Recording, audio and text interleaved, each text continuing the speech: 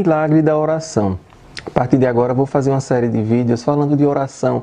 Muitas vezes a gente procura fazer uma oração, fazer uma reza e não consegue alcançar nossos objetivos. E é importante que a gente entenda o porquê, quais são os motivos que estão levando a não termos essa eficiência, essa eficácia durante a prece. O que é que está acontecendo? O que é que a mente está produzindo durante o momento da oração? Isso é muito importante, o equilíbrio, a mente saudável, a gratidão, a ausência de reclamação. E eu vou falar passo a passo sobre oração. Eu que estou lançando esse livro aí, O Milagre da Oração, é um livro, um compêndio de diversas orações. Essas orações para prosperidade, para equilíbrio emocional, para cura, para proteção. E esse livro, O Milagre da Oração, é um compêndio de muitas orações que eu faço ao longo da minha vida, desde a infância, numa formação católica que eu tive, inclusive dos santos e santas, eu abordo aí orações para Jesus Cristo, para Nossa Senhora, depois entrando nessa questão dos anjos, dos arcanjos, Arcanjo Miguel, os 7 arcanjos, cada dia da semana, os mestres ascensos ou ascensionados. Falo também de orações de proteção, de cura. Interessante que cada situação vivenciada por mim durante todo esse longo percurso espiritual, minha trajetória, eu precisei utilizar essas orações, algumas delas passadas inclusive por mentores espirituais que nos assistem, e eles passaram em determinados momentos aquela oração específica que eu precisaria e que resultou positivamente, por isso que eu compartilho com vocês aí esse livro de orações, O Milagre da Oração. E vamos agora falar sobre oração. O que significa oração? Oração é comunicação, é aquele momento em que a gente se reporta ao divino, é aquele momento em que a gente pede proteção e principalmente a gente ouve, porque às vezes a gente quer só falar, mas às vezes a oração é ouvir, é o silenciar. Por isso que alguns povos, algumas culturas, algumas religiosidades, elas utilizam alguns mantras, alguns decretos, algumas rezas, e aí você vai se comunicar da maneira que for melhor e mais tranquila para você. Oração ou reza ou comunicação com Deus é esse sentido de buscar a fé, de crer e ter fé, porque às vezes a gente crê em Deus. Crer em Deus é saber que Deus existe, mas a fé é aquilo que a gente precisa ter diariamente. É aquele elemento que vai auxiliar você a sua oração dar certo. Não é só você ler e ficar à espera. Você precisa ler, você precisa se comunicar e você precisa ter fé. É muito interessante que nesse vídeo você vai observar como a física quântica está muito ligada a essa questão aí do segredo que muito foi propagado, o segredo. E certa feita uma pessoa me comunicou que quando a gente faz uma oração, a gente está sendo derrotado, porque está dizendo que nós não somos capazes, temos que delegar a Deus. Mas se Deus é a união de todos nós, Deus está dentro de nós, como eu falei aí, que Jesus disse que Deus está dentro de você. Como é que eu vou ativar um poder de forma negativa? Quando eu peço em oração, eu estou ativando. Ele fala que pedi e receberás em oração. E é isso que nós estamos aqui passando para você, porque Jesus, ele traz essa força da oração. E a mente precisa estar bem para que receba as benesses. Se você está com problema, às vezes nós estamos com ansiedade, com depressão, doentes e precisamos de fato do poder da oração para a cura. Porque muitas vezes o milagre acontece para umas pessoas e para outras não. Porque algumas pessoas oram, rezam, conseguem os benefícios de uma oração e outras não. Isso porque está faltando o elemento da fé. Às vezes a gente precisa fazer uma chantagem, né? Se você fizer isso comigo, eu vou te dar isso. A gente precisa limpar esse sentimento. Isso é crença.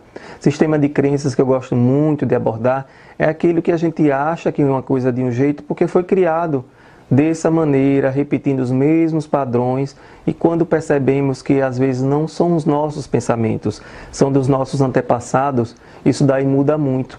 Por isso que eu sempre digo, observe se esse sentimento é seu ou de outra pessoa. Então, somos o que pensamos, tudo está sob o comando da nossa mente. E pensar positivamente pode mudar atitudes. Esse é o primeiro passo. Você vai fazer o seu pedido, a sua oração, seja para o Arcanjo Miguel, para o Arcanjo Rafael, para o arcanjo Gabriel, seja para Nossa Senhora, Jesus, para a egrégora que você for ativar, você precisa ter esse poder, essa fé. É o poder criativo que nós sempre falamos aí. E o homem é que cria o pensamento positivo, porque o mundo já está cheio de pensamentos negativos. A gente não pode entrar nessa egrégora aí negativa. Precisamos de uma egrégora positiva no propósito do bem maior. Por isso que eu sempre digo, seja o que for que você pense, pense que você vai, acredite que você vai conseguir. E depois você vai pegar a sua anotação. Eu sempre falo, anote aquilo que você quer, pense naquilo que você está precisando mesmo da sua vida. Às vezes a gente começa a escrever, quando termina aquela página, será que eu preciso mesmo disso que eu estou pedindo? Vamos aí utilizar também a energia da gratidão do que já temos para saber o que pedir. Não existe castigo que venha do Pai. A gente tem que tirar essa coisa do castigo também. É bem interessante essa passagem aí, porque Jesus ele vem trazer o amor, ele vem desconstruir muitas coisas do Antigo Testamento que as pessoas ainda absorvem para si. Mas vamos lutar pelo amor, pela paz, pela união. Esse pensamento positivo é o primeiro ponto aí para que a oração, o poder da fé, seja constante na nossa vida. Jesus ainda fala que o reino dos céus está em vocês. É um estado da mente. Se nós estamos no estado da mente, que o reino dos céus está dentro de nós, na nossa mente, então tudo vai dar certo, tudo vai prosperar.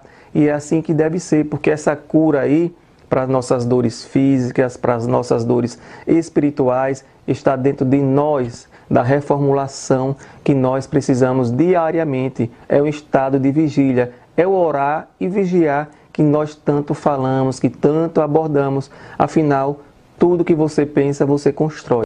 Já está no campo.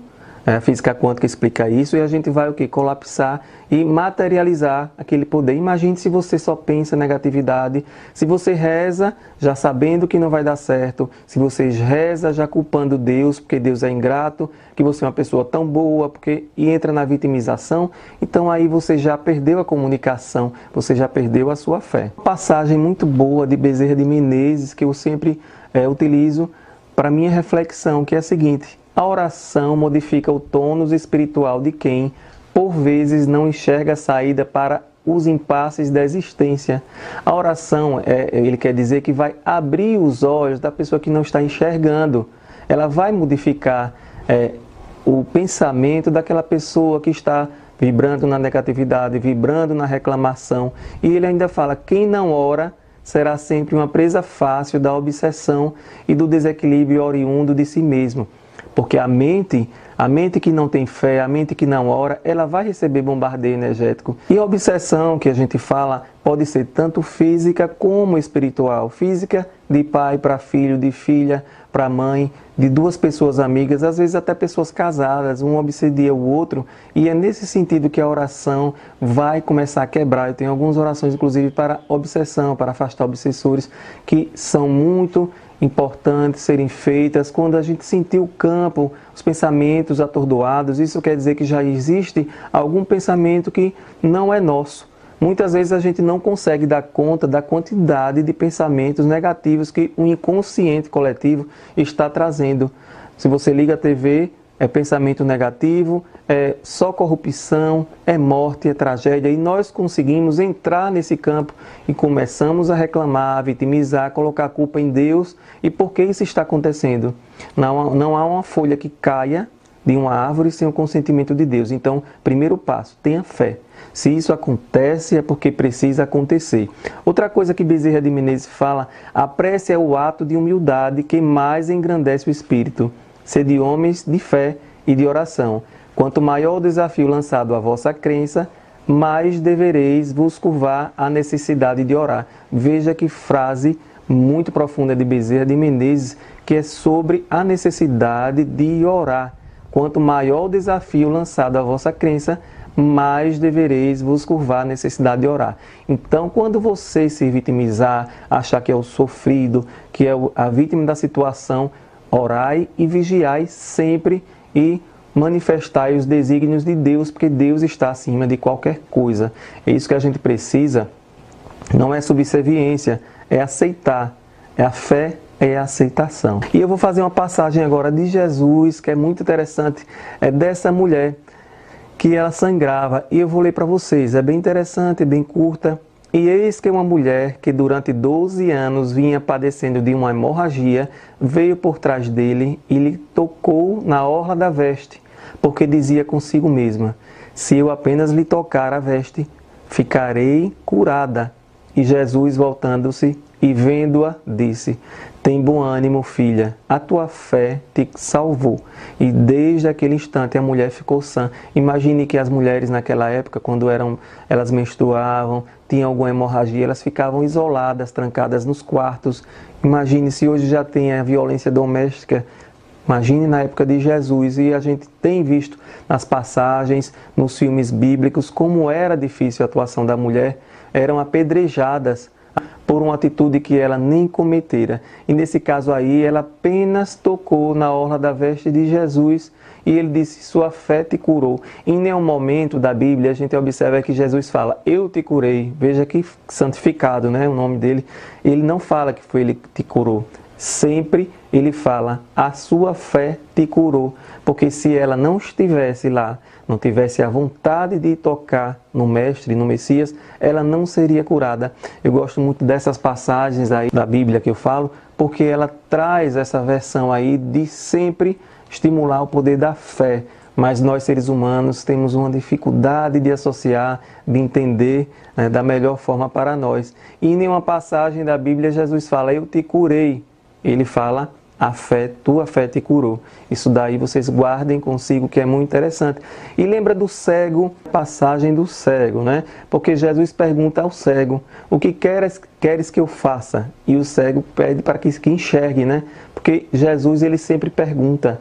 E aí depois ele diz que a tua fé te curou, que ele queria enxergar, porque se ele não quisesse enxergar, não adiantava, não tinha reza, não tinha jeito, né? Existe um inimigo da fé, que significa medo. E tem um ditado muito interessante, eu vou até deixar aí anotado para você: o medo bateu a porta, a fé foi ver quem era, não havia ninguém. Ou seja, se você tem fé, não tem medo, porque nós, seres humanos, o maior medo que nós temos é da morte, né?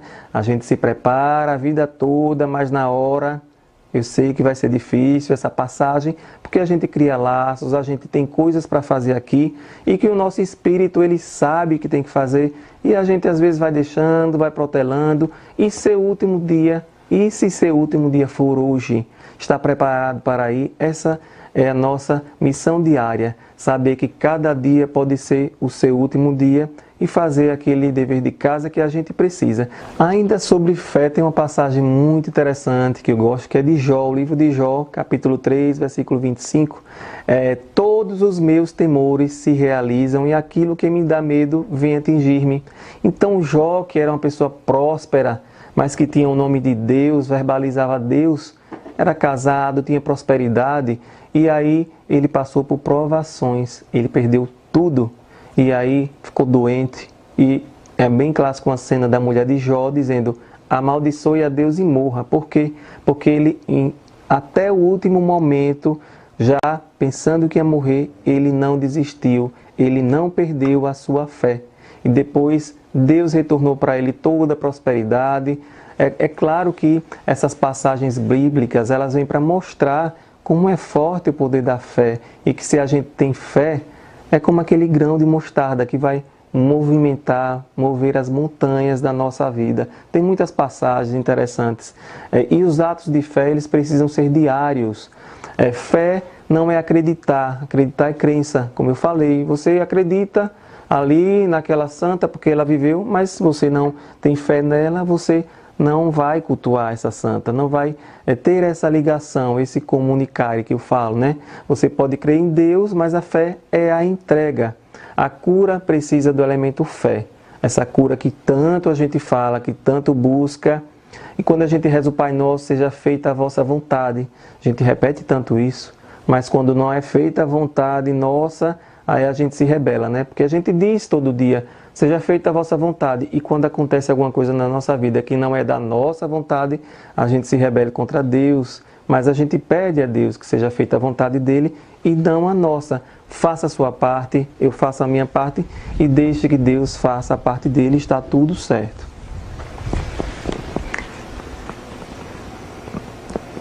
E o que afasta o poder da oração? Como eu falei, muitas pessoas rezam, conseguem, têm fé e os desígnios de Deus são atuantes na nossa vida, na vida das pessoas, e outras não. O que é que afasta? Pensamentos negativos. Se você está orando, se você está rezando, mas o pensamento está negativo, isso daí já bloqueou a sua fé, porque a fé ela é contrária a qualquer elemento negativo. A fé é positivo. A vingança também, se você está pensando em vinganças, às vezes está fazendo uma oração para prejudicar outra pessoa, isso daí é terrível, né? Isso daí eu não preciso nem falar. Falta de perdão, primeiro você tem que se perdoar o próximo para depois você ativar a sua fé. Se você faz uma oração, você, Pai Nosso, perdoai as nossas ofensas assim como nós perdoamos a quem nos tem ofendido. Se você não perdoou, então essa parte aí já está prejudicada. O egoísmo, às vezes você precisa pedir primeiro para o planeta. Faça uma oração para os hospitais, para a coletividade. Gosto muito da oração, do ritual do conselho kármico, porque lá a gente primeiro pede pelo universo, pela coletividade, para depois empreender nossos pedidos. E aí eu tenho um vídeo só sobre o ritual do conselho kármico que você pode acessar no meu canal, lá na minha página Fábio Dantas. E no Água Jaruanda você vai identificar ritual do conselho kármico Fábio Dantas e você vai empreender, que é um ritual que se faz 4 vezes no ano. Lá eu explico direitinho. E você precisa se conectar com essa prosperidade, com o perdão e com a gratidão. Abraão, pai da fé, na Gênesis 22, 11, 12, ele fala muito essa história de Abraão. Abraão que ele casou com Sara e eles não podiam ter filhos. E quando Sara foi engravidar, Abraão já contava com quase 100 anos e ela 90, porque o anjo chegou e disse que ele teria um filho, e esse filho se chamaria Isaac. É claro que naquela época eles poderiam entregar servas para dormirem, as mulheres entregavam para ter filhos com os maridos quando elas não conseguiam ter filhos.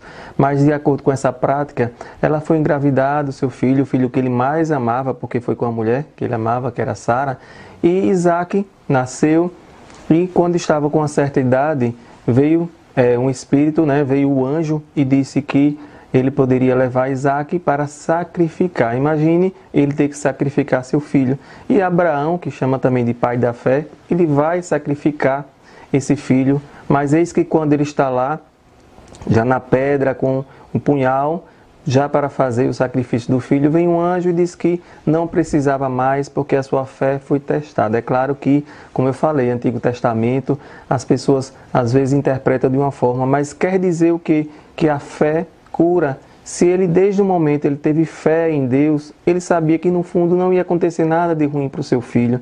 E é isso que aconteceu, o melhor na vida de Abraão, o pai da fé. Tem uma passagem bíblica que eu gosto muito, que é de Daniel na cova dos leões, né? Por que Daniel na cova dos leões? Querido, e ele era na linha de sucessão do governador ali, aquele braço direito que poderia inclusive assumir, a postura de um dirigente.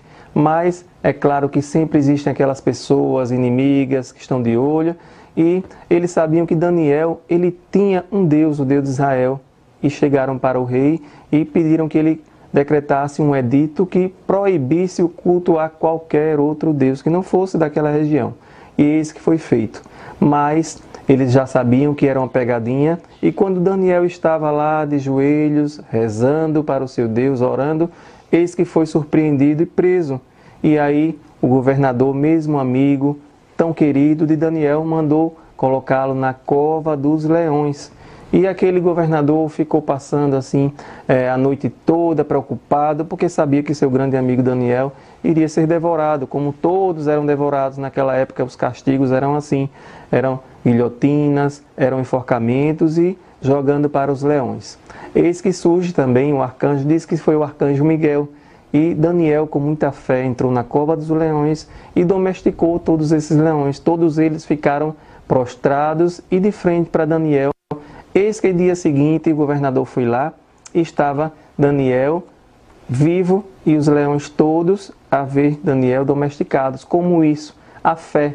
Para você ver que a fé, ela vai gerar um estado de confiança, esse estado de confiança de Daniel. E é isso que o poder da oração precisa ser empreendido em nós, na nossa prece, no nosso dia a dia. É o poder da fé, é o poder de exercitar diariamente, minuto por minuto, essa força que vem de Deus e afastar o medo de nossas vidas. E agora vamos encerrar esse vídeo com uma oração muito poderosa, que é Divina Presença.